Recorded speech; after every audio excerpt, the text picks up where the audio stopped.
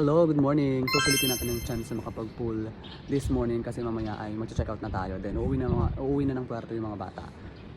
So isa to sa mga reason kaya ito rin yung binook namin na matutuluyan sa Pasay kasi nga may magandang pool. Siyempre mag-aura-aura tayo dyan mamaya. Okay, share ko sa inyo yung ganda ng view. Wow! Picture din tayo dyan mamaya.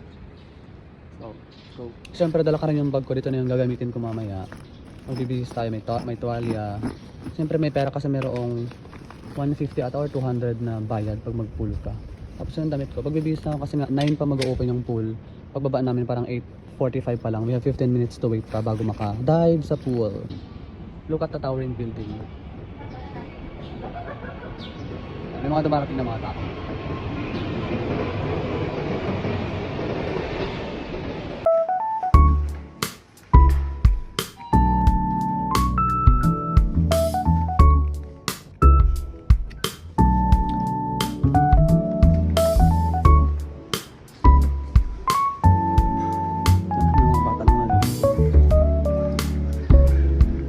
Yan, pabihis na ako. Ready na to go to the pool.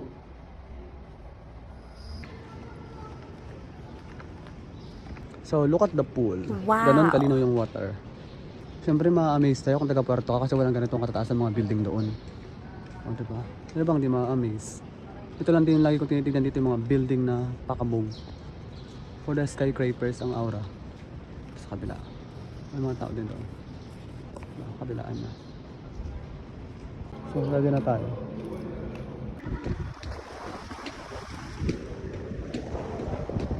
Ready na ako maligo. Okay.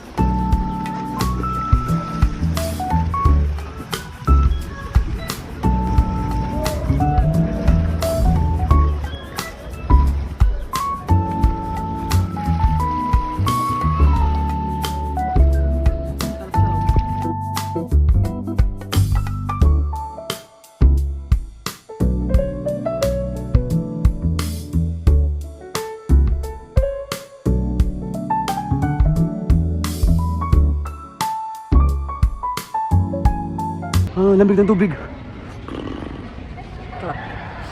Marami ng tao naliligo. Hindi masarap.